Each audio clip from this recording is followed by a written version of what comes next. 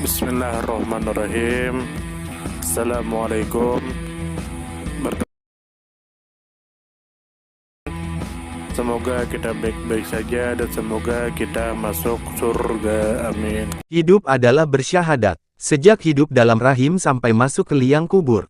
Sepanjang waktu, tiada henti, sedetik pun. Maka, perjalanan hidup ini tak lebih dari proses bersyahadat alias pembuktian bahwa firman-firman Allah itu benar. Bersyahadat merupakan sebuah perjalanan kebatinan. Perjalanan kualitas jiwa, dari yang berkualitas rendah menjadi berkualitas tinggi. Dari nafsul amarah menjadi nafsu mutmainah. Dari sebagian ruhnya yang ditiupkan, kembali kepada sang ruh sejati. Maka, marilah kita merenungi kembali dan membenahi kualitas jiwa kita. Jangan mengira, kalau sudah bernama Islam, beratribut Islam, paham ilmu Islam, kelak pasti masuk surga. Sementara, orang yang rajin menjalankan sholat pun masih diancam Allah masuk neraka. Dari tiada menjadi ada. Manusia adalah makhluk yang paling GR, alias gede rasa, seakan-akan kita makhluk yang paling penting yang kekal abadi, tak ada permulaannya dan tak ada akhirnya, yang mengira dirinya adalah pusat dari segala realitas. Karena itu, tidak mungkin suatu ketika dirinya lenyap, pokoknya selama Tuhan masih ada, manusia akan terus ada. Fase di mana manusia belum bisa disebut dengan nama atau sesuatu adalah ketika sel telur ibu belum bertemu dengan sel sperma ayah. Belum terjadi konsepsi yang menghasilkan cikal bakal bayi, sebagaimana telah Allah terangkan di dalam Al-Quran, di antaranya, Surah Al-Insan ayat 1-3 yang artinya 1. Bukankah telah datang atas manusia satu waktu dari masa, sedang dia ketika itu belum merupakan sesuatu yang dapat disebut. 2. Sesungguhnya kami telah menciptakan manusia dari setetes mani yang bercampur yang kami hendak mengujinya, dengan perintah dan larangan karena itu kami jadikan dia mendengar dan melihat. 3. Sesungguhnya kami telah menunjukinya jalan yang lurus, ada yang bersyukur dan ada pula yang kafir. Dari ayat tersebut bisa kita lihat, kronologi singkat ketika manusia baru terbentuk ketika sel telur ibu dan sel sperma bapak bertemu di dalam rahim, lalu kemudian Allah tiupkan ruh kepadanya. Maka terbentuklah wujud manusia, secara bertahap. Lalu apa alasan kita mengatakan bahwa manusia adalah makhluk yang kekal abadi dengan sederet kecil kelemahan dan kekurangan yang ditunjukkan oleh Allah? Sang Aku diciptakan dalam rahim. Di sini beliau menyimpulkan dua pendapat tentang ruh. 1. Ruh dan jiwa adalah satu, sama dan bisa juga disebut nyawa. 2. Ruh dan jiwa merupakan substansi yang berbeda.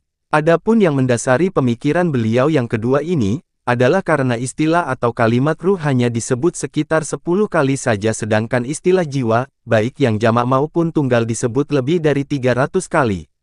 Yang kedua, pada saat Allah menceritakan tentang ruh disertakan juga peringatan bahwa kita tidak akan bisa memahami substansi ruh tersebut karena minimnya ilmu pengetahuan yang diberikan terhadap manusia perihal ruh tadi. Akan tetapi ketika menyinggung tentang jiwa, Allah justru mendorong kita untuk mempelajarinya. Dan yang ketiga, tidak ada di dalam Al-Quran menyebutkan bahwa ruh diciptakan oleh Allah, melainkan selalu dikatakan, ditiupkan oleh Allah kepada badan manusia yang telah disempurnakan, bersamaan dengan badan yang disempurnakan, Allah juga menyempurnakan jiwanya. Namun saya, mempunyai pendapat yang berbeda terhadap pendapat beliau yang kedua, mengenai peringatan, bahwa kita tidak akan bisa memahami tentang ruh yang dikarenakan dangakalnya pengetahuan yang diberikan.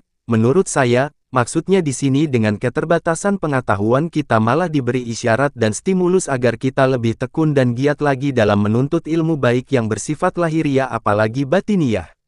Selain itu, dalam pembahasan ini beliau juga membawa istilah, aku, dan aku, dalam persepsi saya, aku, yang dibawakan menggunakan huruf besar, dan aku, dengan menggunakan huruf kecil.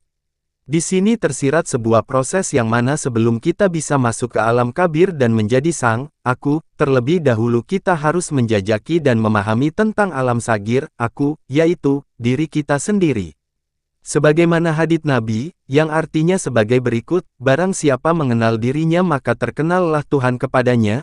Apabila kita cermati di sini, Allah memberi kemudahan terhadap pengenalan dirinya, dengan memberi gambaran yang sangat jelas tidak perlu bersusah payah dan mempersulit diri untuk mencarinya hanya cukup menilik kepada histori diri, baik luar maupun dalam.